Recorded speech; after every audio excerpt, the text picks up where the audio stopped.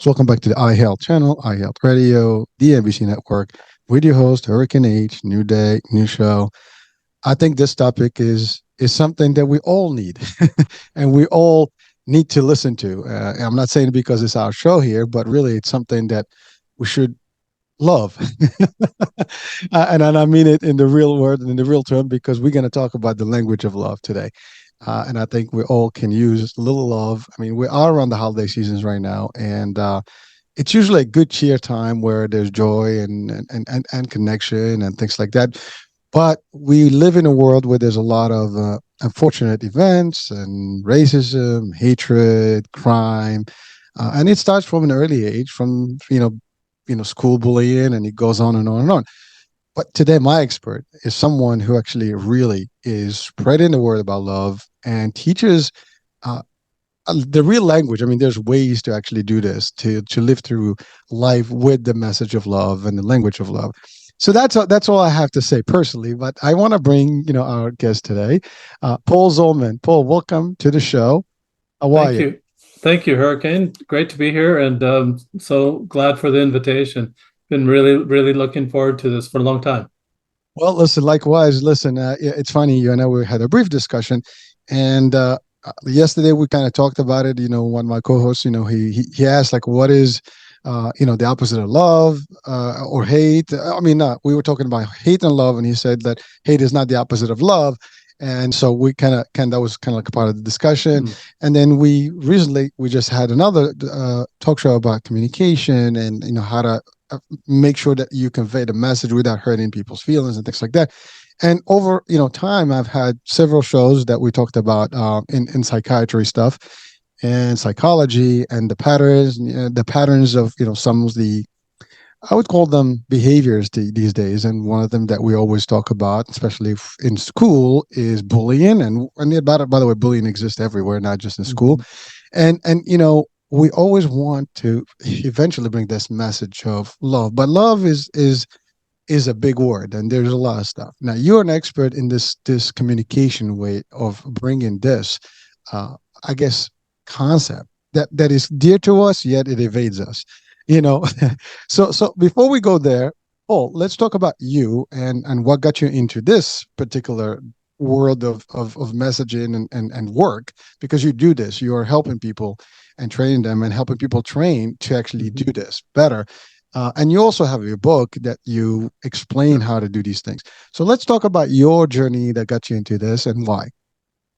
Great question, Hurricane. And what I want to tell you about is that I really learned the opposite first. So I've gone the whole spectrum. I started my life in an abusive home. They had all sorts of abuse. There was economic abuse, there was physical abuse, there was social abuse, there was sexual abuse, there was uh, verbal abuse, many different kinds of abuses in that home, and we were really good at it. We could put somebody down so quickly that they we could put them to shame, and it was a horrible thing. Hurricane. I felt like a hurricane. I felt like I was that destructive person that could take a person down in the matter. I mean, it was almost like wrestling. How many seconds will it take to pin this guy? And you're trying to pin people down and just put them down so that it elevates you. And maybe that's really a common trait of people that come from an angry culture. Another trait that is common among that angry culture is people are walking over you. They're talking, thinking that what they have to say is a whole lot more important than anything you might be saying. Nobody hears anything because they're talking, you're talking, nothing gets heard. That's part of angry culture. Another part of it is that there are no boundaries. I mean, you can look over your neighbor's wall and say what they're doing and say, what's wrong with that person? Why are they doing that? And I found myself doing that quite a bit until I realized that it's none of my business. Why am I being annoyed at what that person is doing and it be none of my business? When I realized that, Hurricane, I had such a huge relief come over me. You mean I don't have to bother that person? I don't have to be annoyed at that person? I stopped. I found myself stacking annoyance on top of annoyance on top of annoyance until I had this flash of anger. I wanted to stop that behavior and I didn't know how to get out of it. Every 17-year-old where every 18-year-old makes a declaration at that age, say, I'm never going to do what my parents did. I'm not going to raise my children like I was raised. I'm number 10 of 11, Hurricane, and my grandfather had 19 children. I only have 8. So only 8. Only 8. And my children only have 3. I don't get this, Hurricane. I want more grandchildren. I think that's why you have children, so you can get to the grandchildren, right? I want more grandchildren. But even in that, trying to raise these children, I found myself being quickly upset. And I did not want that. And my wife got annoyed at it. And just over a period of time, 23 and a half years, she was finally fed up with that. And there were some other circumstances that we just departed ways. And so I'm primary custodian now of 5 remaining children in the house. And with those 5 children, when it's my ex-wife's time to have the children for her weekend, I decide I'm going to have this take this little time to have a little midlife crisis, have some fun. And I thought, I'm going to do what I call destination dating. I'm going to find a lady in a different place. We'll pick a city to meet in. We'll have a date, and then we'll go back home. And so I did that for about a year and a half. And it was kind of that upper level of doing dating while you're single. You just pick a place and you go to that place. So I went to Daytona Beach and Jacksonville, Atlanta, Charlotte, North Carolina, Columbia, South Carolina, New York City, Salt Lake City, Kansas City, Nashville. Went to the Grand Canyon, Phoenix, Cabo San Lucas, and a lot of other places, Las Vegas. Just many, many cities over a year and a half period of time. I was going all these different places. It's like the lyrics of that song, Hurricane, looking for love in all the wrong places. I didn't find anything, not a thing. But I did find someone that I was interested in. I thought she was interested too. So I moved to Phoenix. Didn't work out. And then this was like after 3.5 years, my ex-wife now decides she wants the three remaining children. She wants primary custody. She's done with whatever, and she's moving back in with her parents. Mid-40s, she's moved back with her parents. I think this is a opportunity of a lifetime for these last 3 children, because by the time I was born, number 10 of 11 children, I didn't even know my grandfathers. They were dead before I was born. And had one grandmother 350 miles east and one grandmother 350 miles west of where I lived when I grew up. I didn't see them very often. I thought this would be a really, really good opportunity. I knew her parents, of course, and they were really good people. I thought I would love my children, these last 3 children, to get to know their grandparents. So I gave up primary custody to my ex-wife. Now I'm all alone. My sister gives me a call, and she lives 7 hours away, and she said she had this neighbor that she wanted to introduce to me. I said, sis, I am just done with this destination dating. I don't want to do it anymore. She says, oh, come on. When you're number 10 of 11, you have to listen to what your older sister says. So I said, okay, I'll email her. Well, what kind of relationship can you expect to develop, Hurricane, with email? I didn't think much would happen of it, but this lady actually was a really good writer. So we have 4 or 5 exchanges, and after those 4 or 5 exchanges, I get brave. I'm going to ask her how many times she's been married. So I send the question across her. We're still emailing at this time. There's no voice contact. There's nothing like that. It's just email. I send it over to her, and she writes back, and she says, counting the 5 that are buried in the backyard. And I thought, this is hilarious. I laughed just like you're laughing, Hurricane. I laughed crazy. I said, I got a live one here. I got someone that's got some personality, someone that has actually has a sense of humor. This might be very interesting. I'm going to pursue this a little bit more. So we began to call and began to get closer. And then finally I moved up to where my sister was at, and we became serious. In that moment, we're serious. Now it's time for big brother approval. I'm number 10 of 11. You got to have that too. So I took her 300 miles north to my brother's house. First thing that happened when we went there, my sister-in-law pulls her aside and says, the only emotion that the Zolman family had growing up was anger. At first, I denied it. Said, then it made me mad. And I thought, she nailed it. And I verified it for her. And I thought, if that's what outsiders have as an opinion of the Zolman family, I had an opportunity right then and there to change that perception. So I started reading the color code and I started reading the five love languages, and I really settled in on the love languages. So this is kind of how I got to the love languages. I loved the principles. I didn't get it. I came from anger. And I didn't get this love thing, didn't get it at all. You mean, Hurricane, that if I guess what your love language is and cater to that, Dr. Chapman's calling that love? That doesn't sound like love. But who am I to say what love is? It didn't sound like love. It wasn't working. I'm a bad guesser. Obviously, I'm a bad guesser. It's not worked up until that particular time.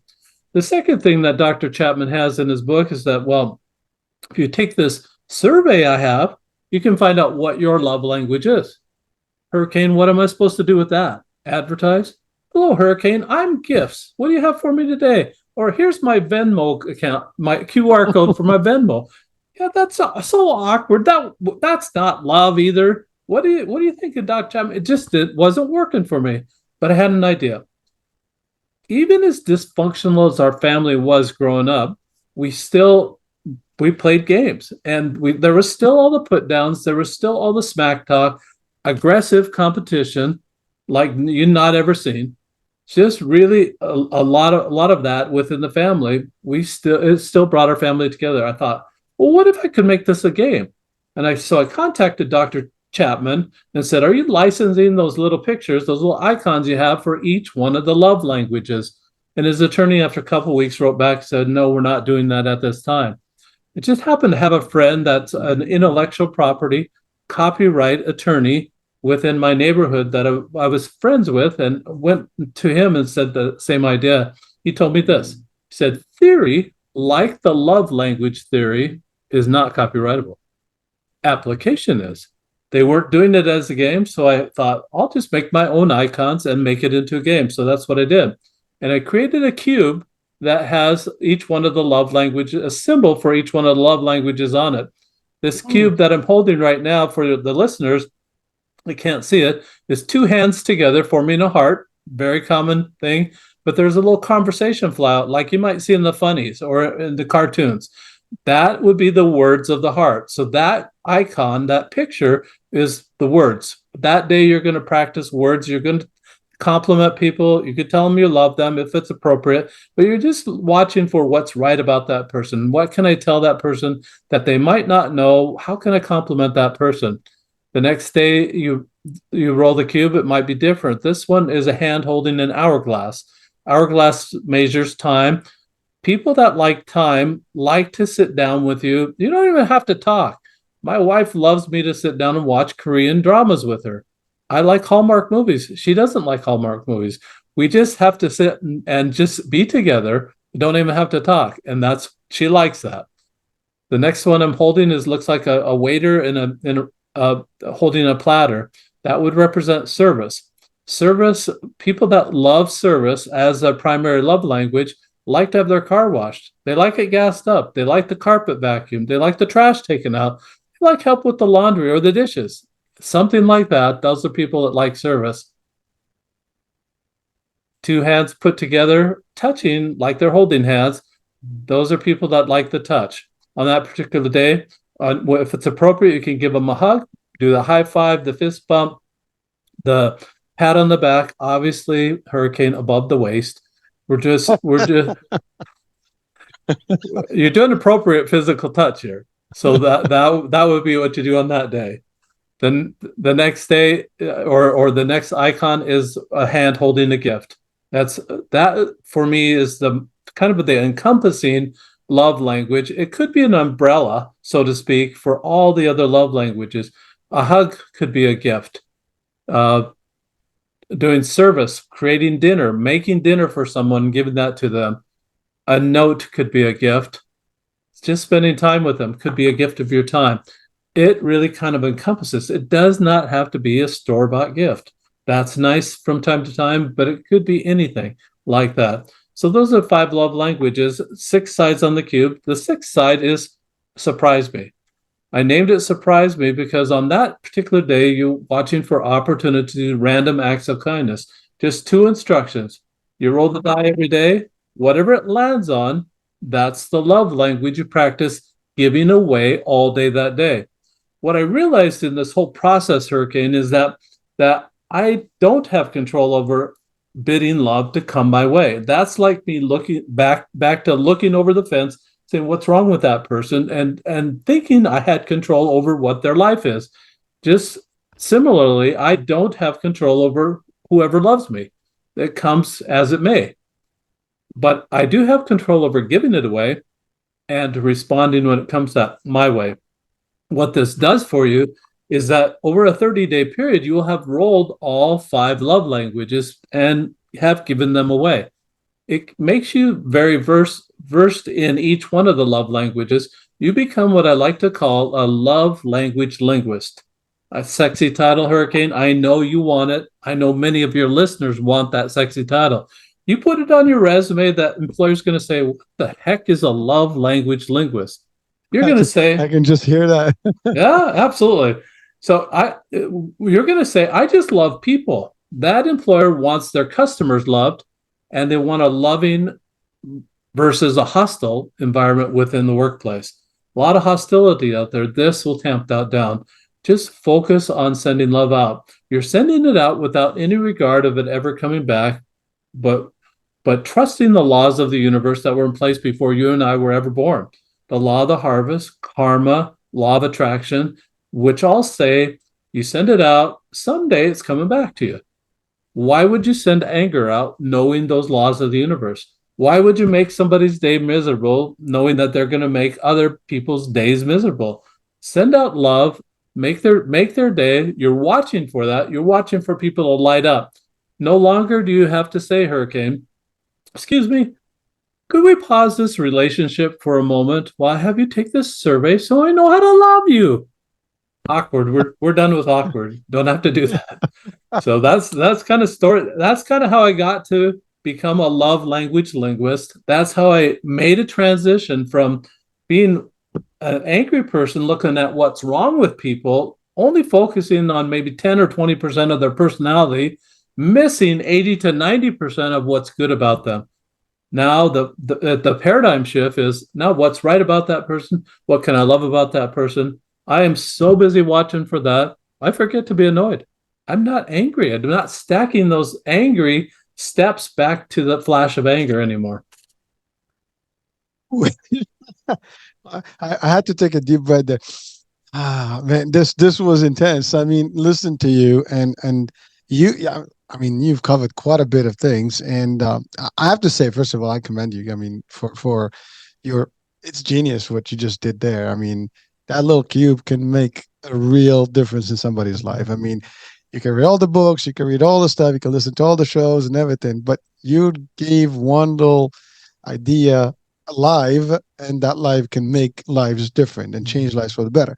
And while somebody else did similar, they just didn't do it. As we say in the law, there's always loopholes. you Yeah. know you found the angle that worked, and you created a whole different thing that makes it's maybe competitive, whatever the case may be. And sometimes we can use more of these tools in this world that we live in, but you have come up with something. But I want to go back to your story. As one of 11, huge family, and there's a lot of anger kind of concept. And by the way, you and millions, if not billions, of people on this planet have a similar, life. Unfortunately, we hear it, we see it. I don't think anyone watching or listening has not experienced some sort of anger, conflict, or some sort of a bad experience or exchange with somebody else. And again, I've this is not a secret. I've made it, my point to share this over and over in many shows. But me being as a kid bullied, a few times, over until I got to a point where I started into the martial arts, and that kind of gave me a little bit of different approach to how to dealt with that problem, give me the confidence, give me the discipline, so on and so forth. And I was able to actually stand my, my grounds, and but does impact. I mean, it's really serious. Mm-hmm. And we hear stories today of bullying everywhere. I mean, I was talking to my kids. Now they have this thing. Now they stomp your head on the freaking Mm-hmm. curb. I mean, I how can you really do that? I mean, it's unbelievable that the stuff that's coming up now, and people do stupid things. They push it out. It's like they had so many incidents and people die in these things Mm-hmm. because of dumb stuff. I mean, you see, like I sometimes my kids show me stuff on in high schools that goes viral. I'm like, what the hell's going on? I mean, I've been to high school. I'm sure you've been to high school, and you know what? Mm-hmm. There was always some stuff, but it was Yeah. different. Now these kids just out of the blue, they just go and start knocking people down. So there's a lot of that. Mm-hmm. People make fun of people just because. Some people have no choice of who they are, how they look, what their background is, what their economics Mm-hmm. are, and people thrive on those things. And it's really, as you said, it's really them projecting some, I guess, personal issues into somebody else. They're basically Mm-hmm. deflecting your personal stuff into other people because you don't want this people looking at you. You'd rather Mm-hmm. be the center stage, attraction, but aligning it with somebody else's problems, and you basically defer that. But that's not good, right? And it takes a lot more energy, Mm-hmm. unfortunately. And you're right, like you just said it again. Why would I do this and anger somebody else who's going to anger more? Because once, like, listen, we all have this. You sometimes you wake up in the morning, you meet someone that really rubs you the wrong way, and he kind of Mm-hmm. destroys your morning, right? You go to the meeting, and some boss or somebody screams at you or says something, and he kind of builds that nice negative momentum, and your day goes, south. It's like the impact is unbelievable when you talk to someone and you get that first, and similarly, if you talk to someone who brings you joy and love, you're like, you just spark up and the day is Mm-hmm. going and your energy is different. So it's all that energy. And what you're talking about is really, it's real. As you talked about the universe, karma is real, justice is real, divine Mm-hmm. justice exists. What goes around comes around. Whatever you Mm-hmm. do, good, bad, you'll see it one way or the other. And we know that, everybody knows that, yet we choose sometimes to behave, the opposite way of good and in a negative way. And frankly, I'm a very big promoter of positivity and positive mindset. And what you said is really was a switch too. Like, again, we just talked, I just posted something about switching from one side to the other, and you can. It's just, it's a revelation to you that you Mm-hmm. discovered it through time after many, many, I guess, struggles. Mm-hmm. And you talked about love, like real relationship, dating and stuff. That in itself, sometimes doesn't work because there's different people with different opinions, different outcomes, outlooks in life, and obviously you don't match. There's no frequency, there's no vibe, there's no, I guess, chemistry that happens, right? Mm-hmm. But this is like happening all over the world, and we see it in, like I mentioned, the school. We see it at work. People fight all the time at work, or even if they don't fight physically because of the lows, that you see them, like, going after each other's jobs, throwing people under the bus, sometimes going nasty on emails. We just talked about communication, Mm-hmm. in the corporate world and how to properly stuff like that. We see condescending attitude from someone with a higher ranking to subordinate and whatever. We've seen people who look down to other people because of wealth, as opposed to who they are and how their true self. Because some people today, unfortunately, judge you for certain things that are irrelevant. Mm-hmm. Instead of me looking at you for who you are, I will look at you and immediately, I mean, if we do this game, we will all fail. I mean, I think 99% of us will fail. And the game is very simple. If we start looking at people and just evaluate them just off by looking at them, that would be disastrous. And we do that all the time. We see someone and we just judge them because of the way they dress, the way they look, what they drive. Uh, Even on on social media, we have a lot of this stuff. I mean, the bullying that's happening on social media is not even funny. I mean, people go at each other's throat, in online, and people chime on that stuff. They just like thrive. It's like, yeah, let's get on it, you know. And it happens so seriously, it's bad. I mean, some people get offended, some people get excited.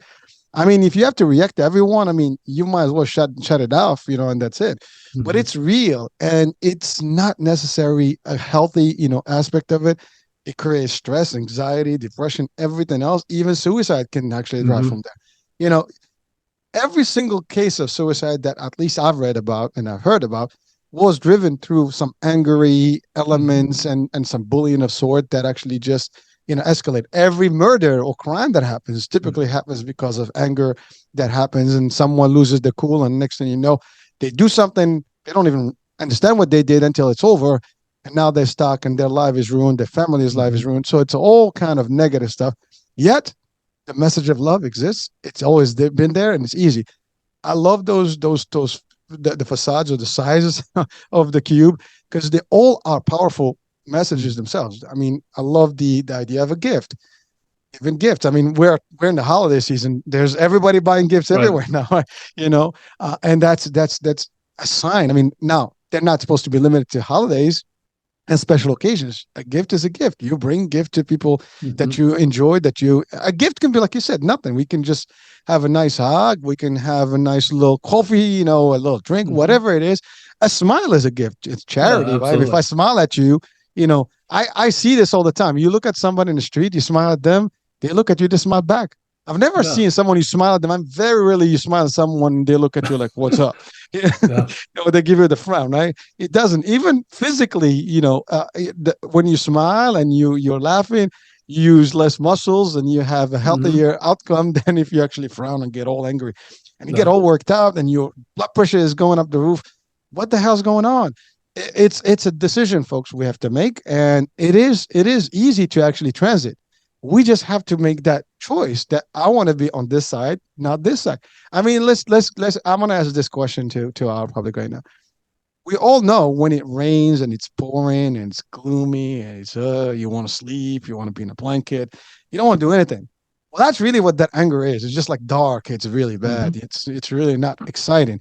Well, imagine a good day in the summertime, beautiful, not too hot, mild, you know, blue skies, nice little breeze. I mean, you feel excited. You feel like you want to do more things. Your energy is up. You want to go out early, do things. I mean, look at now. I mean, we have daylight savings. I mean, the day is short. It gets dark at 4:30.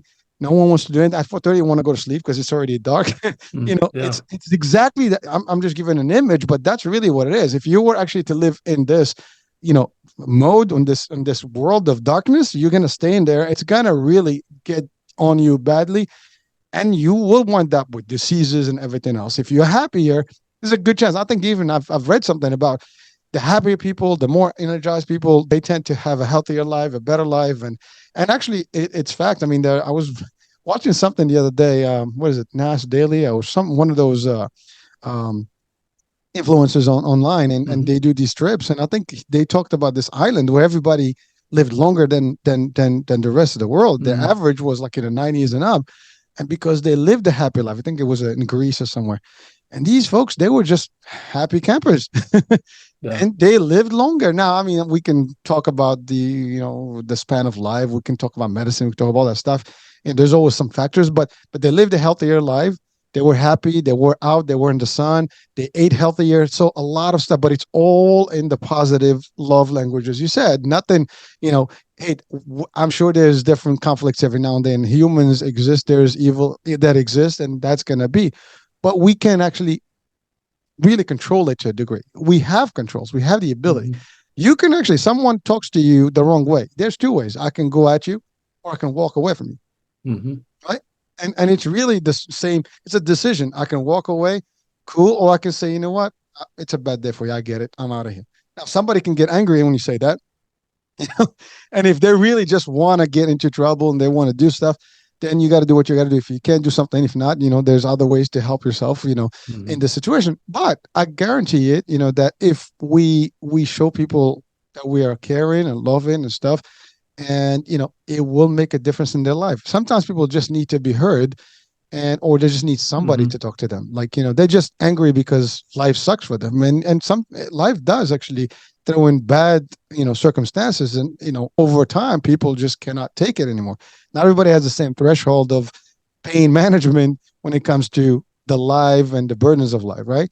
And some Absolutely. some people can handle it better. Their resilience is different. Some people easily get overwhelmed, and therefore their reaction is that. And by the way, we all have that. If you have a bad morning, you're waking up and you're not, the first thing that happens, you're like agitated. You just want to like snap at everybody, right? And that can happen to all of us. But if you are always in front of people and you're trying to give positivity, good, the love and Mm-hmm. stuff. I mean, again, like I love those sides. You had the heart. Yeah, listen, hey, I love you. And by the way, the word I love you doesn't mean anything in the wrong way. I mean, there's different levels of Hmm. love. You can love your children, your mom, your kids, your wife, your friends. Nothing wrong with that. You can love your colleagues, your friends. Listen, I love you, man, just like that. There's nothing wrong with it, so we get a little bit sensitive on the words like, oh my God, he told me I love me, I love you. It's just a message of I care. It's not a Absolutely. sexual any advancement here. It's more about the communication. If you tell someone that, you might change their heart about you or about life. And sometimes that's what people need. Like we hear this all the time. And actually, I somebody asked this question in one of the shows to our psychiatrist, doctor, Hmm. which is something that we do once a month. And the question was about, like the hug, whatever. And yes, the hug does make a difference. Hmm. Some people really Uh, like we hear this all the time. You need a hug. Yes, the hug. People sometimes need that hug just to feel some warmth, some contact with some. They don't get that. They don't have any love, in their life or their surroundings. Some people are born in conflict, conflict zones for war, conflict in family, mhm. foster care. I mean, yeah, foster care is a good way to maybe take children who have no parents, who have different situations and their stuff. But it's not the same love. Very few No. get the real love that a parent will provide, right? And so it's more of a transitory, kind of concept, a transitional piece. And these people that go through the system, they're just basically from home to home, and it is a sad sound. It is That difficult is for them, and as they grow, I mean, they don't know what love is. Sometimes their reaction will be exactly what they've, been accustomed to. And I love what you said. You grew up in an environment that was angry. Now Mhm. you're probably the odd dude that's just like, all of a sudden you switch and you're like, I am different from everybody else. But I know now for a fact, and I haven't asked this question, you probably impacted everybody on the family, on the Zolmans. Well, that's a really good question, Hurricane, and it really does impact you. You're sending out light. You're sending, as you've talked about, you're really trying to diffuse that darkness and make it brighter for have them have a brighter day. When they have a great day, they're going to tell their friends, and they're going to start saying, "This is a great day," and they'll start having that influence on people. And they don't do it as much as people that become miserable. People that become miserable, they want to tell everybody, and they're going to tell 15 or 20 people. People that have a great day, they may tell 3 or 4 people that they're having a great day. So that anger really spreads a whole lot faster, like wildfire, than love. But that's the whole idea with this, that we have the individual responsibility. It took me a long time. I was 35 years old before I realized I got to stop blaming my dad. My dad's been dead 7 years. I got to start taking responsibility for my own actions. If I'm getting angry, I'm repelling people. I'm like that guy in the pool that has the accident. Everybody's running away from me saying, it wasn't me, wasn't me, wasn't me. I don't want to be that guy. I'm done being that guy. And I want people to be drawn to me, not to have the personality that would repel people. And I think people genuinely need people. We need one another. Quit repelling them. Quit sending them out to pasture. Quit sending them out with an angry comment, with that bullying. And we got to stop that. You talk about bullying. I've been testing this in the school system. I've got a couple schools, actually one in the Bronx, but a school here where I'm located that is taking this and taking it to heart. At the beginning of the day, they take the 2 seconds, make that 2 second investment to roll the cube, whatever comes up. The teacher takes maybe 30, 45 seconds to explain, class, this is the type of behavior we're looking for. Now, granted, I'm starting at K through 6. I'm starting at the young ages because they're more impressionable. They don't have the bias that the older children have, or they don't have the learned behavior that the older children have. They are more impressionable. At the end of the day, I've talked to teachers, Hurricane, around the world that all of them concur that that last 10 to 15 minutes a day is non-productive time. The kids are tired. They know the bell's going to ring. They get antsy. Their minds are mush. There's nothing they could learn more than what they've tried to incorporate into their lives that particular day. The best remedy for that is decompress. One of the best ways to decompress is to write a journal. So I've put together a journal that says what they rolled, opportunities they saw to love in that way, what they did about those opportunities. If these children, and I give that a PDF of that to the teacher, if these children realize at age 6 or at age 7 or 8 or 9 that they're responsible for their own actions, they've got such a huge head start from what I had when I grew up. 35 years old, and I just barely realized I'm responsible for everything that I do in that way, and all the bad stuff that I send out, it's going to come back. That's a boomerang you don't want to send out, because when that boomerang comes back at you, it has the velocity, it has gravity coming at. It's going to be 10 times worse than whatever you send it out. Who would choose to do that? But we do it every day, just like you said that. So now these kids are responsible. End of the day, they've got a report. That's going to tamp down a lot of that bullying. Now the teacher's really not as responsible as maybe they were before, because the children are taking their own responsibility. The principal doesn't have to be as responsible as it was before. They still have a lot of responsibility, but the kids are taking that responsibility for behaving on themselves. It has to be that way. For us to raise a generation that's going to be a loving generation, it has to be that way.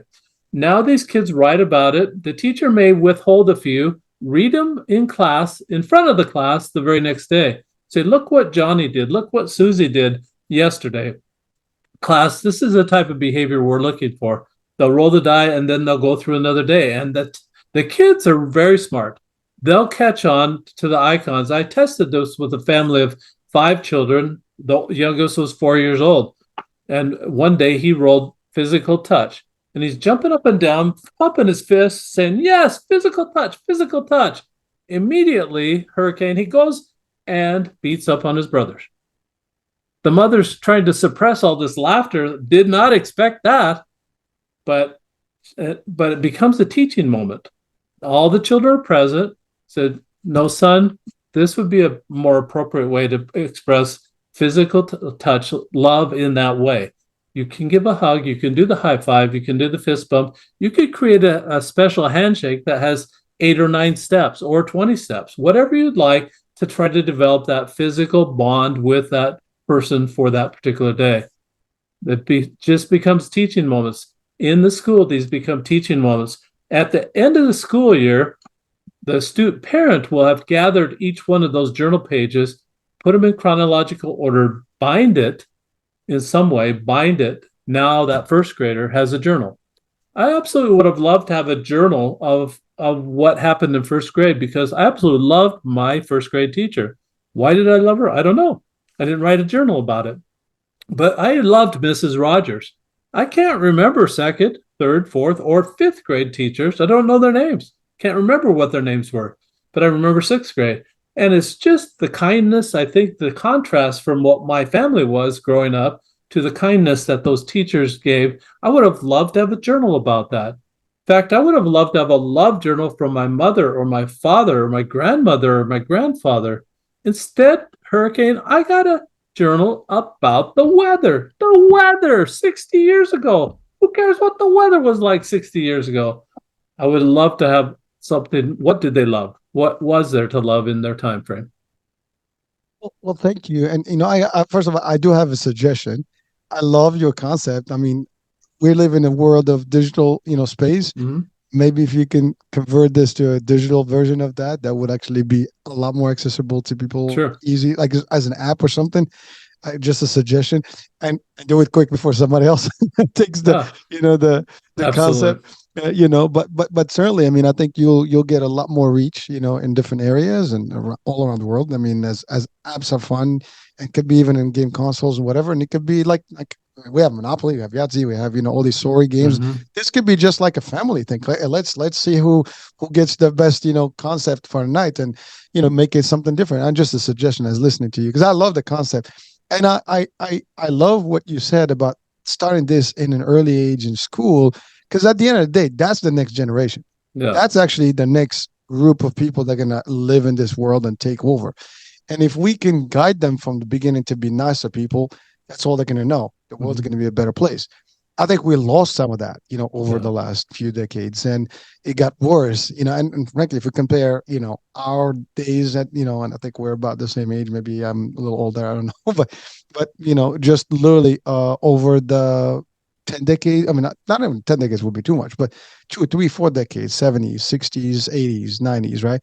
Things have evolved, and I compare myself, for example, I was in elementary in the 70s. I look at my kids these days. I mean, I'm like, what the hell is going on in these schools? I mean, I cannot even understand what's going on at that age, right? I compare the high school days to their high school days. I cannot even see stuff. Now, I had Mm-hmm. some bullying, but it was a little different. I mean, nobody really beat on you. It was just more like the words and things like that. They slapped you every now and then. You get those little Mm-hmm. things. And there was a reason for me. And I was a tiny little dude, and that just it was easy to make those little things for me. And I took offense to it, and eventually I took my stands. But the fact is, it's still different over the decades. I think it got worse. Mm-hmm. Now, any help that we can have to change these things. I mean, first of all, we also have the news. We have things. We have so much Mm-hmm. negativity that Right. is being absorbed, and people are angry. Just, but I mean, it is true. If you keep watching bad stuff, you will have bad outcomes and bad reactions. Subconsciously, you're getting all that negative feed. Mm-hmm. It's just like it's bull, like we talked about Yellowstone earlier, right? Mm-hmm. Well, it's like that super volcano that is just under the ground, brewing, and you never know when that thing's gonna erupt, and boom, you got a super, action. Not a good, place to be at that Mm-hmm. point. And we have that, but your concept can make a difference, and I love the way you do it. And you're right. I mean, at the end of the class, no one. I mean, they're already saturated. They're not Right. absorbing anything. But if you make that a fun 10 minutes to have something that is worth, something for them, do a little exercise. You said the next day. Why not? I mean, it can only Mm-hmm. benefit. And you're right. Not that the teachers or the principals not going to have more to do, more responsibility. They're just basically not going to deal with the nonsense that is Mm-hmm. unnecessary. Yeah. They'll do exactly what the mission is to educate and Mm-hmm. raise the next generation in their mind, right? As opposed to like dealing with the this one for this one, what's going on, detention, this, the other, all that stuff is irrelevant. If you can avoid all that, it would be great, right? Mm-hmm. But you're giving a tool. Now, ultimately, is this going to change the world tomorrow? Probably not. But the word out is going to make a difference. I think today is one good step towards sharing to more Mm-hmm. people. And again, these people are going to share with others. And it's that's how we do it, folks. We just help each other one piece at a time. One little. We all have a role in this world. And just like Dr. Hyman, I always refer to him because he's my psychiatry doctor, Mm-hmm. and I love his way about things. He's always about like we can change one person at a time, one mind at a time to the positive, and the world is changing before you know it. More people are gonna, it's just a wave. All you need is like that first, stone in the lake, and then you get that ripple effect that goes all the way to the Mm-hmm. other side. Absolutely. Same thing. We just need to get that dot in and then keep it going, and it just goes and spreads further. And that's exactly what we're trying to do here. So I commend you for it, but I still want to know like how did that your game, your style, your I guess technique and concept affect your family, if it did. Great question, Hurricane. I think that it's really affected my family in many ways. Probably affected me most of all because I was the one that wanted that change. And I think that that's a key point of any change. So you have to want it. There has to be that desire there, or it's not ever going to happen. You can't have intervention and say you're going to roll this dice for the rest of your life and you're going to do what it says. You can't do it like that. Has to be that voluntary. I have an issue. I want to overcome this issue. I want to use this love tool to actually become more loving. I want that paradigm shift instead of focusing on that guy that just pulled in front of me, that SOB. I just, instead of focusing on that, I want to be kind in my thoughts. How do I change that? How do I get that paradigm shift? And you've got to figure out how to have that desire to want to make that change. This is a perfect tool for it. This sets in 2 seconds or less, it sets a theme for the day. It sets a purpose for the day. It gives you some gas, and it's a picture on purpose, Hurricane, because pictures burn into your mind. If I say the word elephant, you're not seeing in your mind ELEPHANT. You're seeing the picture. Everybody sees that. This will burn into your mind. It'll be a memory hook for you. What did I roll earlier today?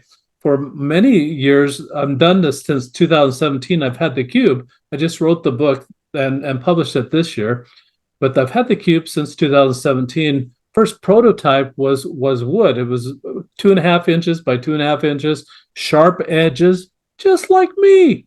I had sharp edges. Oh, that's a little interesting. It wouldn't roll for whatever reason. The sharp edges would dig into the carpet and they'd stop, and it would just really stop and it just be aggravating.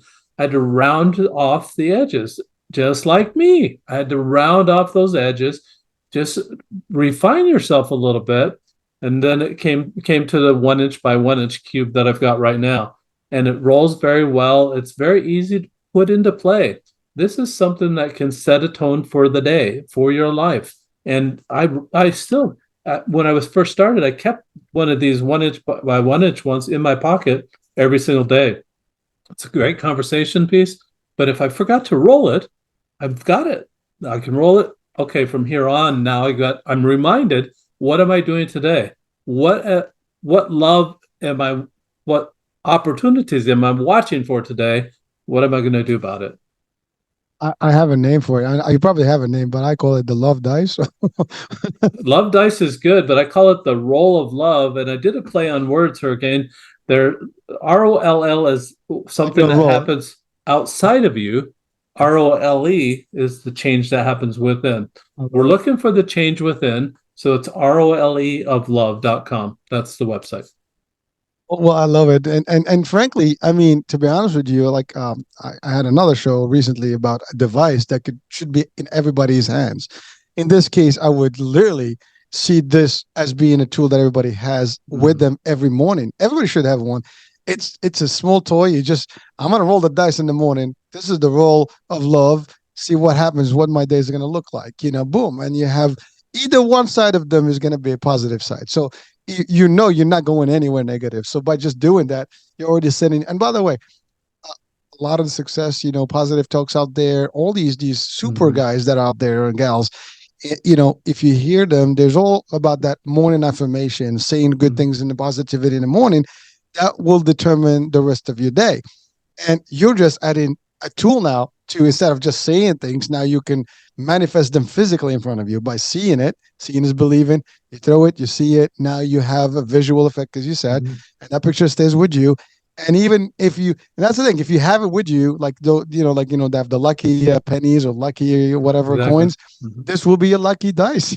Just whenever you forget, just throw that thing in. It's like, oh, it resets you. I mean, there's a lot of ways you can use this, folks, and why not? I mean, it's no big deal. I mean, that's why I said if you have a digital on the phone, it'll just be like, zap, let's see what side does it fall on. Yeah. But I love it. Like, when he said it was sharp on the edges, that's how it was. And then you kind of refine those edges. Now we kind of move smoothly and it really gets to roll a little bit longer. And again, folks, this is a simple thing in visual, but it's a huge thing in concept and what it does. It changed you. And that's the other thing. I love what you said there, because that's an important piece. You have to have that will and be, the one that wants to change. No one can change anyone unless they have the willness and the willpower that's the intent. If your intent is not there, you're not going to make it. If you're not committed to it, it's not going to happen. No one, I can talk to you day and night for years. Nothing's going to change. But it takes 1 second when you decide, I am tired of this. I am done. I'm not getting it. And by the way, anyone listening right now, we all have bad days. I just said, another one yesterday, like we're not perfect. No one is. We're talking right now and we're still not there, right?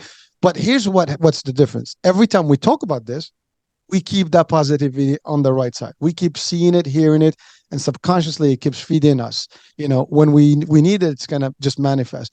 But if we don't talk about it and it's out of sight, out of mind, then that's really what it is, out of mind. Therefore, you can become and really succumb back and revert to that bad behavior, whatever it is that is angry in you and making you do bad things. So again, now we're not judging people. We know that there's always something behind everybody's behavior.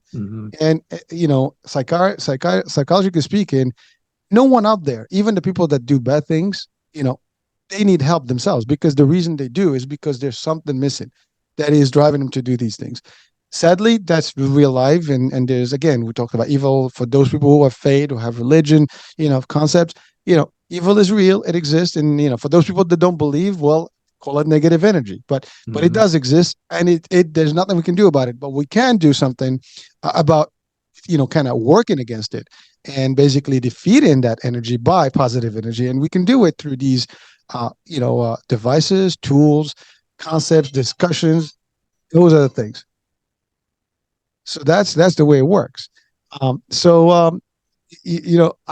really, I mean, I admire this thing.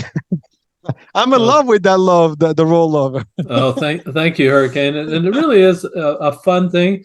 I love the variety. Is what the survey did that Dr. Chapman had. It kind of put people in a box, saying something like this: says, Hurricane, you're going to have to eat tacos every day the rest of your life because that's all the kind of love I'm going to give to you.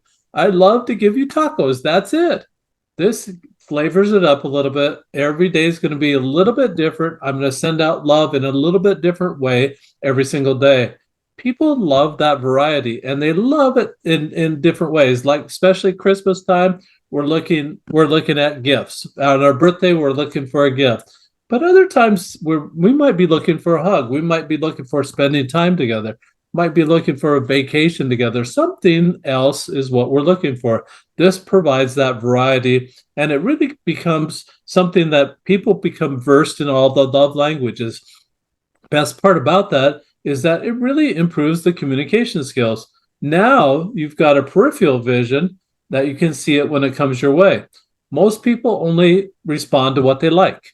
They only have that one or maybe two love languages that they really like, a way that they like to be loved. They send it out in hopes of reciprocity. It's not a transaction. Love isn't a transactional. You send it out without any expectation of it coming back and trusting the universe to bring it back. This is something that gives you that understanding that says, "Oh, they're loving on me. It's not my primary love language, but I see they're loving on me. They're trying. I can respond to that." Well, I'm listening to you, right? And I was just reflecting on something. We have all the capabilities, Mm-hmm.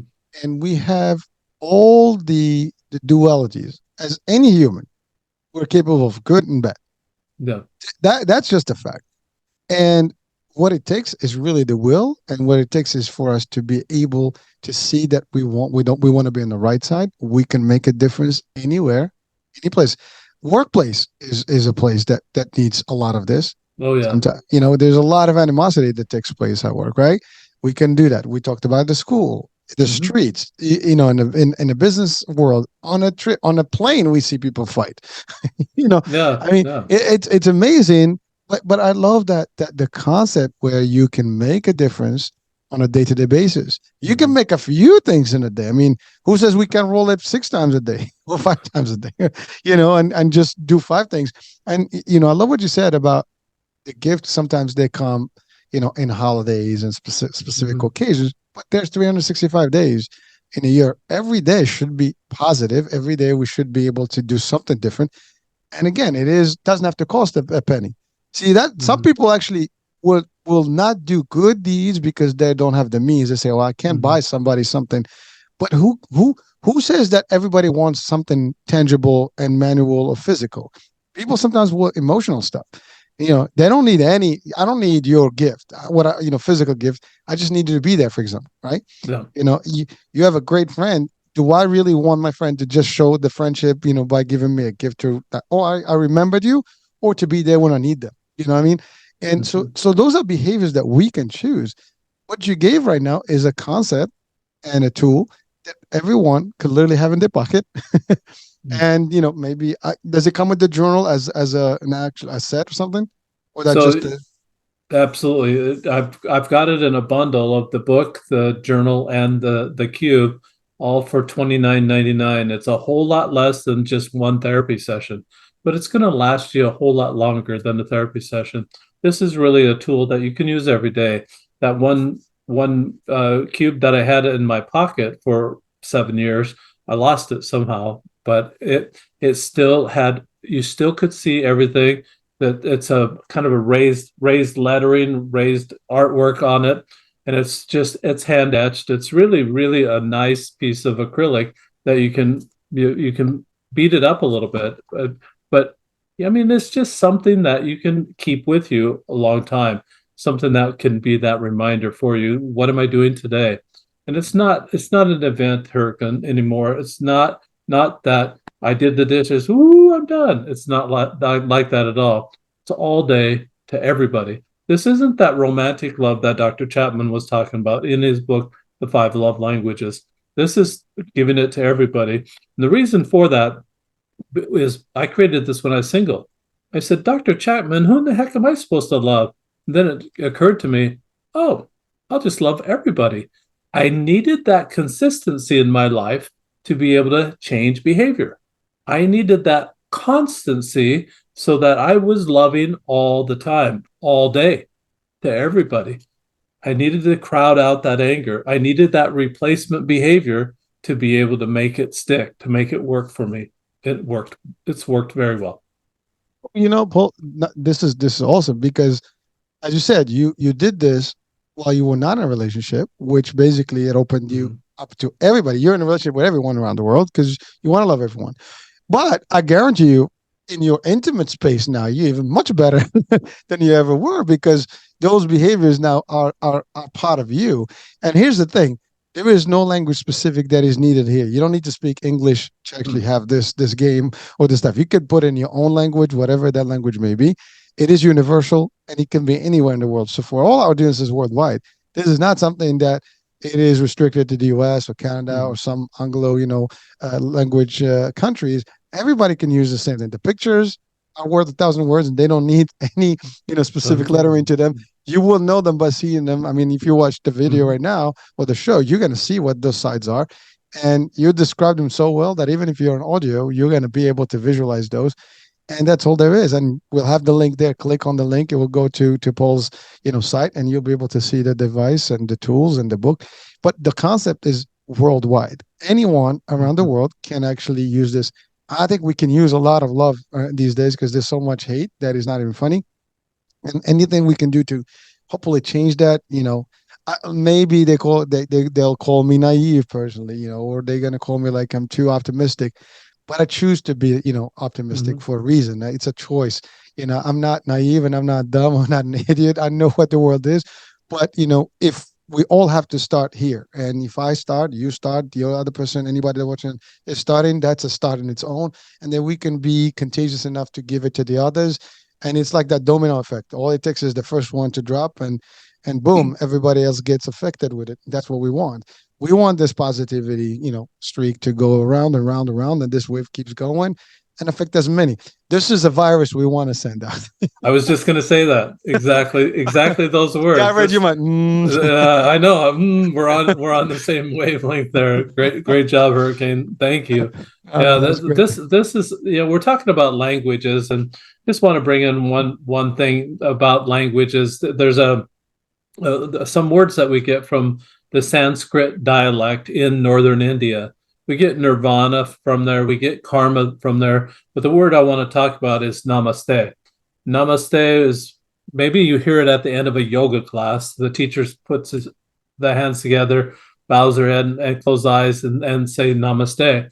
It doesn't mean, hey, y'all, class is all over. You can go now. It really has a sacred meaning. And it really, in the Hindu interpretation of it, it means the God in me sees the God in you. Or put another way, the divine in me or the good in me sees the divine in you. That's what we're talking about here. This really is that namaste to the nth degree. We're trying to help people see the good in one another. We're missing the 80 to 90% that people really are good. Even if they're only 60% good, forget the 40%. That's a minority of their personality. Focus on the good that they're doing. And that's just going to be a better place. Forget the media. The media is going to say 90% bad. Maybe they'll have a 10% segment on there that might be good. Forget all about that. just focus on the good that people are, and we have a lot of good people around us everywhere we're at. We have good people in our family, in our neighborhood, in our community, in our state, in our nation, around the world. There's good people all over the place. Let's find them. Which movie was that? Dumb and Dumber. I think it was Dumb and Dumber. And one of the scenes there where he says, "Is there any chance in a chance that we can be together?" And she said, "One in a million." He's like, "Oh, so there is a chance. There's still a chance." It was very helpful. But that, I mean, it's comedic stuff. But really, that it sounds so stupid and so very like childish. But you got to think about the deep meaning here. That no matter Mhm. what situation, you got to see that there is still that potential of positivity. See, Yeah, 1 million, odds to one. There's still one. I will yeah. focus on the one, and that's all that makes a difference. That's really the difference between how we operate. We Mhm. need to be seeing that one, the 1 degree, the one. It's not focus about everything else. Yes, there's so much things that can be going wrong with someone, and it's overwhelming that you don't want to think. But sometimes you want to see like what is the one thing that's good about them? What can they possibly, and what can you possibly do to help them? And that's all there is. Now, is it going to work all the time? Probably not. Some people, Mhm. they just, no matter what you do with them, they're not going to change who they are, right? It may take a big event to actually make a difference for them, where they can make that transition. But you said it yourself. For years, you didn't, you were one person, Mhm. and it just dawned on you like, oh, this is not working. And I've heard this story over and over. A lot of people that had that, behavior, whatever sort of behavior that was not, very fulfilling, I would say. Mhm. Eventually, they realize this is not, it's not doing something. There's something wrong. And you will know there's something wrong. If you're always Mhm. angry, if you're always not happy, there's something off. So all you have to do is admit that, there's something going on. And then that's where the story begins. That's where the change happens. I mean, that's where people actually get cured and get the help and the resources that they need is when they determine like there's something off, and that only happens if you start always questioning yourself. Don't put the blame on everybody else. It's all the world's fault. I have nothing to do with it. Well, guess what?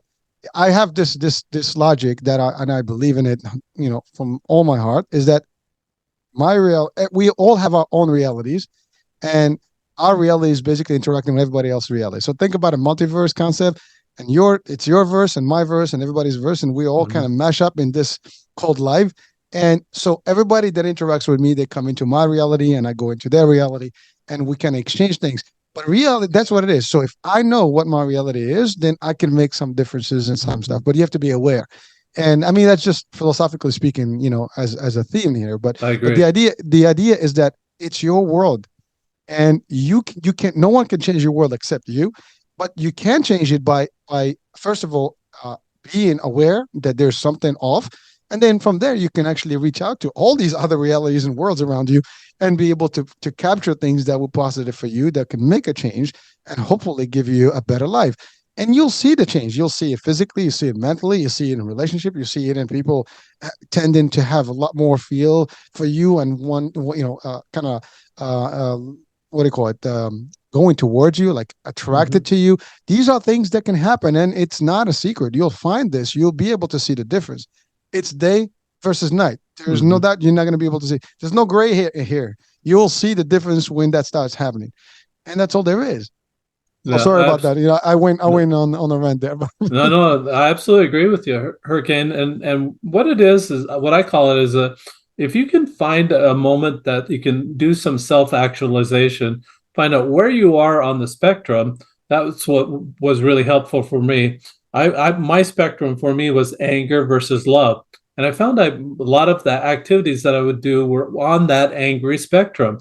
I said, well, what is a descriptive word, an adjective for what behavior is going on right now? When I realized that, oh, I'm being sarcastic. Well, what would be the opposite of sarcastic? Oh, you mean not genuine or authentic or being truthful? When you put those two words side by side, everybody's going to gravitate. Oh, I want to be genuine. I want to be authentic. They're not going to want to be sarcastic.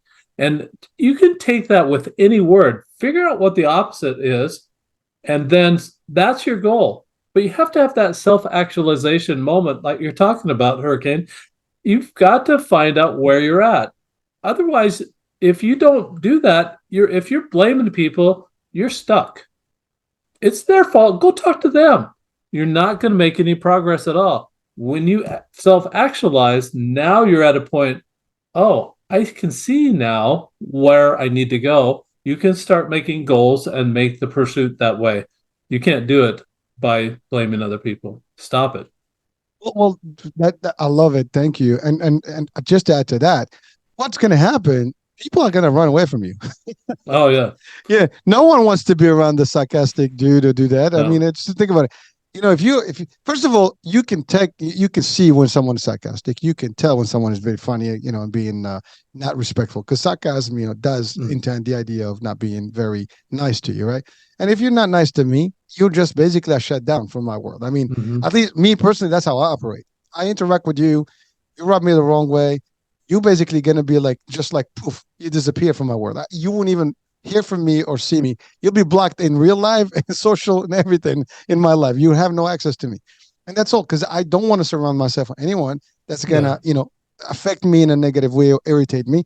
I have no room for that. Time is valuable. It's a commodity we don't get more of. And I'm not gonna like get, all excited and bent out of shape because someone wants to have a field day with me. Bye. Find yourself another target. I'm not it, and that's it. And Hmm. so you'll find people running away from you. Now, like I said, the opposite will be like you're good. People are gonna want to gravitate towards. That's what I was using for, looking for Hmm. earlier. Gravitate towards you and come to you, and that's not a bad thing. And look, this is not about fame or being popular. It's not a contest. It's more about the idea that you're just a good person and Hmm. that people want to be around. It's like, Yeah. do you want to be in the cold or do you want to be in the warmth? I mean, you create a warm environment, and so that's where people come in. They get cozy.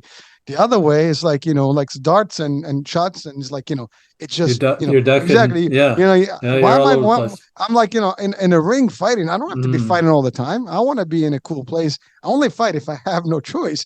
But I don't have to be like fighting just to survive.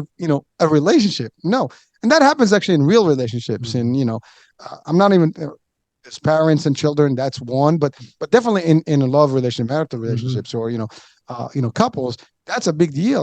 Like you're in a relationship where it's all bad. You bigger in. What's the point of being together? It Yeah. doesn't work. That's it. You just move on. There is no chemistry. There's no connection. What's up? The people that make it, they tend to work it and Hmm. make those necessary shifts so they can actually be good. I mean, again, with Dr. Heim, they did just him and his wife. They both did a great research. And they put this book called Resilient Relationships, and they're actually going to have. They started a show on the network. It's called Resilient Relationships, and it talks about like all the things that make these relationships last longer, and a lot of it is these little things, these sacrifice, the love, the working together and stuff, as Hmm. opposed to like being like complete opposites. Everything is bad. It's your fault. Everybody's Hmm. looking like, and even at work, I see this all the time. It's like who's to blame? Whose head's gonna roll?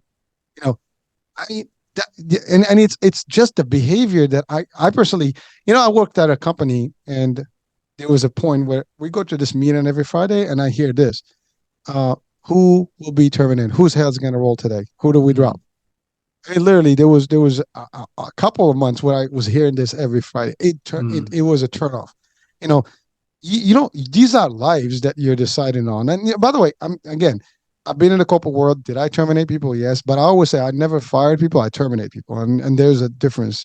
I never I did it on purpose or something. I mean, there's an expectation, including me. If I don't do my Hmm. job, I expect that. There is an expectation when you join a company. Or whatever role in, you're supposed to deliver. You have deliverables. If you don't perform, you're the one who's determined whether you stay or terminate based on Right. the contract terms. But it's not, I'm not on a vendetta. I'm not actually going after you. It's not a witch hunt. It's never that. So I can sleep, with my conscience. But these, Hmm. like the one I gave you, where it's just because we need to drop someone. No, we don't need to drop someone. If they Hmm. do their job, I don't need to do now. If we have a financial crisis and we have to maybe lay off people, then maybe we can move people from one department to the other, give Mhm. them different things. I mean, there's ways to do this, and I've seen some companies do exactly that. They try to maintain, regardless. I mean, through COVID, a lot of people, lost jobs, and some companies actually did a good job to maintain the employees who were, Mhm.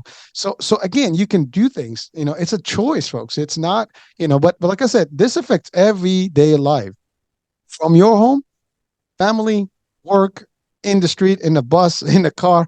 It's the same thing. I mean, if I had it, listen, I drive a lot, and I tell you this: if for every single irritation I get in the street, I would have fight, a fight every 2 minutes. One thing like a pet beef is like when people honk on you for nothing. You know, the light just turned, and then like the third car in the back or the fourth car is actually honking. It's annoying. Or like, oh, the other thing that annoys me when I'm driving, I see people at the light looking at their phone, and the light is green, and they're still reading the stuff. Mhm. This is you're driving. This is not a time to read your emails or text. On in the car. But if I had to react to every one of those, I would come and snatch everybody from their vehicles.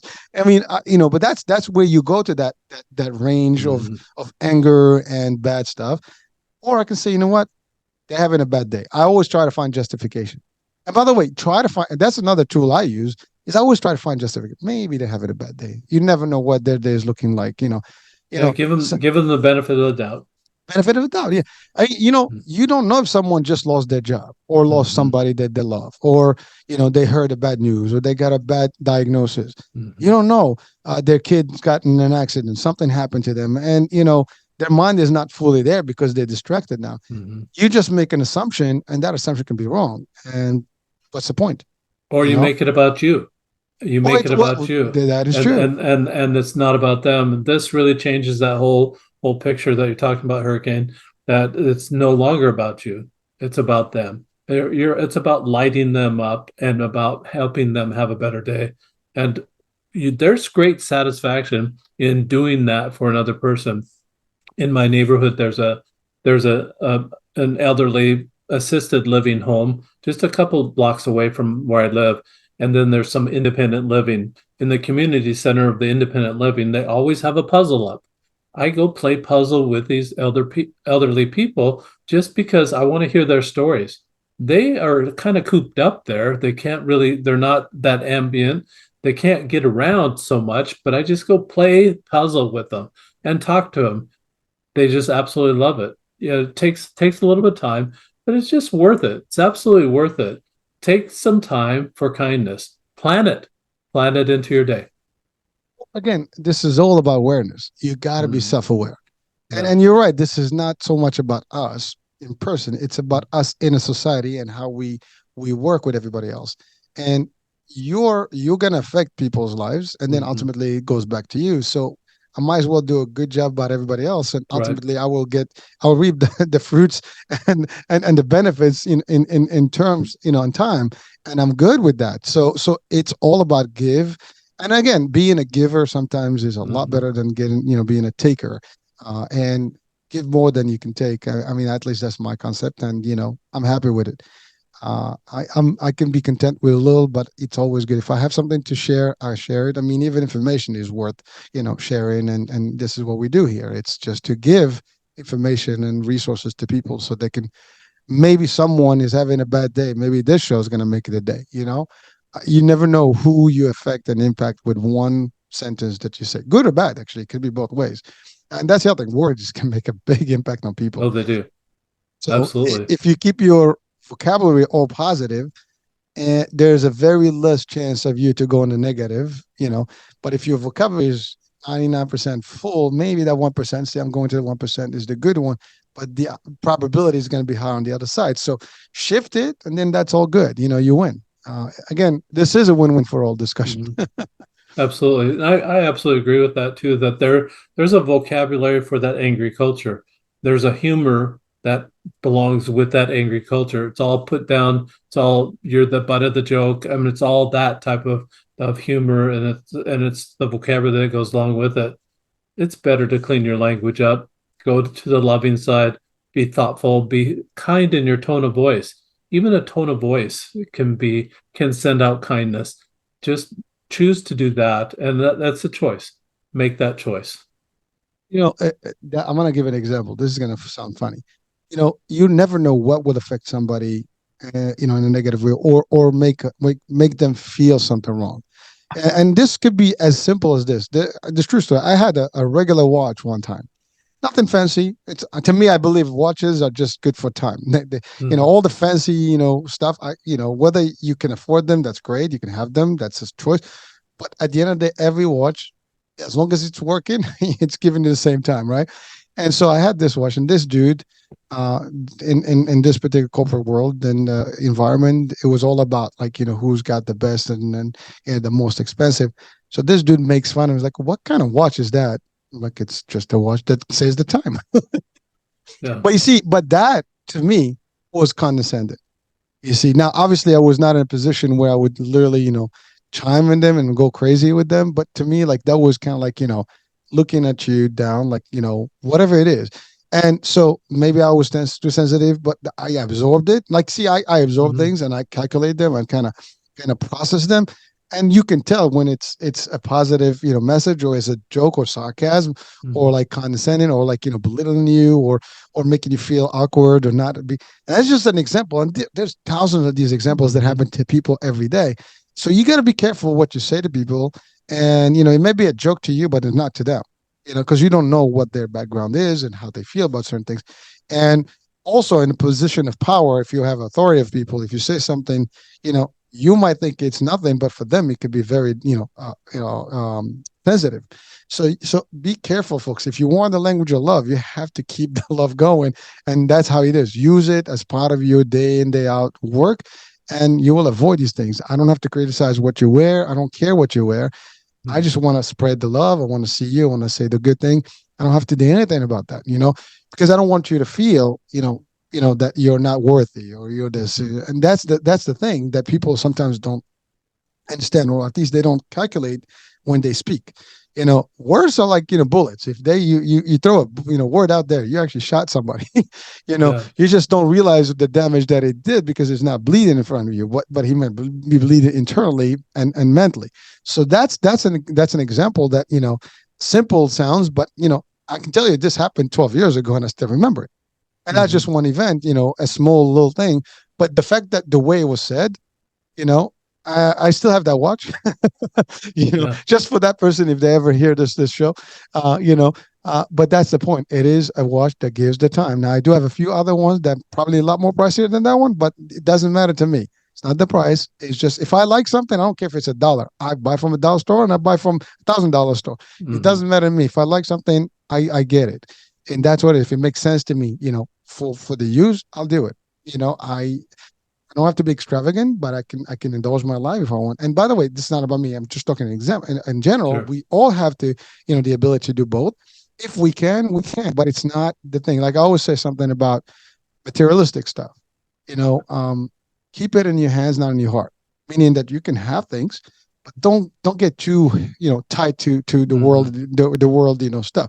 If you can have wealth and rich and fancy stuff, why not?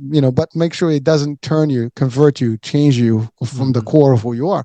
Some people convert easily, with these things. You can't. You have to be. You talk about the word genuine. You got to be genuine through. Hmm. Doesn't matter what phases you, good, bad, in the world. You are you, and that's a different story of every person. But you got to work towards doing that. Anyway, so I kind of got into, but you gave me that little thing clicked in my mind. Yeah, no worries. What I found, Hurricane, is with what happened to me is that remember I was stacking annoyance on top of annoyance to get to that flash of anger. Now it's different. Now I stack kindness on top of kindness on top of kindness to get to higher laws of love. We've talked about the basic laws of love that I call the basic. These love languages are basic. Everybody really needs to know these basics. But these basics can stair step to the higher laws of love, like charity or compassion or intimacy. Can you imagine insulting your wife or your partner and wanting to be intimate at the end of that? Not going to be happening. Or asking for forgiveness and you're insulting, and then asking for forgiveness. Probably not going to be happening. Steps Do the steps of kindness and practice these love languages, That is how you get to the higher laws of love. This is going to be the compassion, the mercy, the empathy, the sympathy, the forgiveness that you're looking for, that intimacy that you're looking for. This is how you get there. We want to jump there and be there, but it doesn't work that way. You've got to put in the work, and it's going to take a little bit of learning curve. It did for me to be able to give away a love language that you're not familiar with. Get over that learning curve. You can do it in 30 days. I'm guaranteeing you can do it in 30 days. You'll want to do it continually after that 30-day period, but get over that learning curve of that 30 days. Learn how to give it away. There's a lot of material on my website that can give suggestions of what to do in each genre of the love language, in each type of love language. Help. There's a lot of helps out there to get you on your way, but you got to start somewhere. Start today. Today is always a good day, right? Today's a Well, good today day. is the only day because tomorrow is not guaranteed, right? We're That's here. right. We gotta focus on today, and we start now. Tomorrow we begin again. We'll throw the dice and see what happens. Or the roll, the what is it? The roll of love. Roll of love. Yeah. Well, here's one thing. I love what you said because the concept is think about it this way, folks. The more of these layers of love that you build, the thicker your fortress is, Mm. and the least the amount of negativity can penetrate, right? It's like thick skin. That's really what it is. You are building a nice little, space between you and the bad stuff. So even if the bad stuff is hovering, it's like you had a nice shield as opposed to like if you have none, you'll be exposed quickly. And that's really what you're doing. But to your point, this is not going to happen overnight. You got to work Yeah. towards it, change your mindset, work towards it, adopt those behaviors and those happy streaks on a day-to-day basis, and you will transform. And this is the best transformation. I mean, we on some of the shows we talk about transforming the mind, the body, the spirit, everything. And this is touching on all of them as well. It's all the same. And by the way, if you have all the stuff, you're gonna find yourself in a better place, even in health wise, because your health is gonna be anger is your blood pressure up. Your stress Mm-hmm. is up. Everything can go wrong with your health as well as your physical aspect. You might not want to go to the gym because you're just too tense, whatever. When you have the loving, streak about you, everything becomes good, and you're gonna see, oh, I want to look better. I want to do stuff. It's gonna drive you to do better things, and ultimately make you a better person. Period. Now, someone says, "Well, makes you the judges of me being a better person." We don't know. I don't know Mm. everybody out there, but we tell you what the traits are. You can look it up. Does it fit the profile? Then that's the answer. Mm. You will Exactly. know what that answer is, based on the questions. If anything we talked about is fitting correctly somewhere, then that's where you stand today. And you can always make that transition. That's all. Absolutely. Well, so Paul, I mean, we've covered quite a bit. We've exceeded the hour and it's been real. I mean, I enjoy this discussion, man. Great discussion. Thank you so much. I just have one maybe parting comment that Yeah, I'd please. like to say. There's a classic movie out there, came out in the 60s, maybe 70s. I think it was the 60s, called The Sound of Music. And The Sound of Music is a great classic. In that movie, there's the little bike rider that has his little basket. He's delivering the mail. His name's Rolf. Rolf is in love with Maria von Trapp. Maria Rolf is on the grass, Maria's on the second story. He starts singing a song. Some of the lyrics of that song are worth quoting here. He says, "Love in the heart wasn't put there to stay. Love isn't love till it's given away." That's kind of what we're doing right now. Got to give it away. Love it. I mean, some people say movies are not worth it. Movies, some of them are worth it. And Mm. and by the way, I do want to say this: movies are for entertainment, but there's beyond that. I mean, a lot of movies are scripts, and scripts are driven either by Mm-hmm. books or by messages that are produced by those screenwriters and the script writers. And there's a message, in every one of those, whether it's funny or political or whatever. There's still messages that go through these things, and these quotes sometimes are very powerful that you get. I mean, if you go in the worlds of sales, which that's Mm-hmm. one of my areas, there's a lot of movies that have great quotes, that are used in Yeah. sales trainings and things like that. And you can do the same thing with the fitness, and you can do that with leadership. I just was watching a new movie that came out, Gran Turismo. Now, Gran Turismo is a movie about games, But if you watch this movie and if you're a leader and a trainer, then you want to look at this movie because there's a lot of components that can teach your teams different aspects, and even you as to approach certain things, tragedy, this, that, dilemma, how you can transform someone, the focus, all these things can be put together. So those, since you quoted the movie, I just wanted to throw that in because people say like because obviously, listen, we talk about success, and we certainly don't have time to binge a lot of movies, but there's some Hmm. movies that you want to watch, Yeah. and you have to, if you're going to watch them, are you doing just for pure entertainment, or are you doing it because you extract things from them? I personally use movies in trainings all the time, and I've Hmm. used many successfully. We watch them, we debate about the movie, we take roles, and the best ones are like war, strategy movies, sport movies, business movies, some of those, Hmm. and as well as the movies where there's like disasters, and some of it is really the question: who would you be? This character, this guy. What would you have done? You know, Hmm. the movies about sports. We talk about teamwork, about Hmm. leadership, about coaching, mentoring. Tone of discussion, pushing people to the limit. So depending on the theme, you can pick. In this case, a movie about love, and there's a lot of beautiful movies about love. Absolutely. That have great quotes. That work in this line. And again, depends on the theme and the topic you have. There is a whole set of movies that probably will touch, and quotes from those movies can be appropriate to use in training or even Hmm. discussion. So just this was a plug for the people that would say like, you guys try all this positive and you waste time. We don't waste time. It's just how you use your time. And Hmm. that's all I want to say. So it's, you can use your time in a better way, even when you entertain yourself. And I'll stop with that one. Great, great discussion, Hurricane. Thank you so much. It's been a pleasure to be with you today. Oh, no, the pleasure was mine. Actually, I was going to ask you to close it, but you already did that with those words of Mhm. love message. And you know what? We should all listen. I want to have the link to your website so people actually can click on it, see Mhm. it, learn from it. And certainly, folks, this is not something. I mean, you said 29.99 for the whole set. I don't know if they separate or they're only on one set, but at the end of the day, you can even get two meals right now for that price. Yeah. I mean, Yep. everything is expensive now. It's not even funny. This whole thing that I saw the other day about what is it? Five Guys. Do you have Five Guys in We your do. area? Mhm. All right, so two burgers, two. It was two burgers with the two shakes and fries. It was like $45. So Wow. so so yeah. I mean, it's amazing like the prices out there. In drinks and fast food now. Hmm. So sometimes this could last you a whole time and it will benefit you. The meal may just hurt you or benefit you. Depends what you pick. Yeah, But exactly. all I'm saying is, folks, you got to always make the judgment of what works for you. And we're not pushing anything on you, but we're certainly exposing you to information and resources Hmm. that if you deem good for you, you should entertain them. That's all. So Paul, listen, it was fun, man. I've learned a lot. I've enjoyed this discussion, and I'm sure our viewers and listeners are going to benefit from it. Thank you so much for being with us, man. Thank you, Hurricane. It's been my pleasure.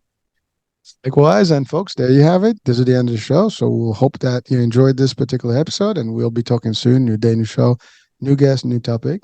Bye for now.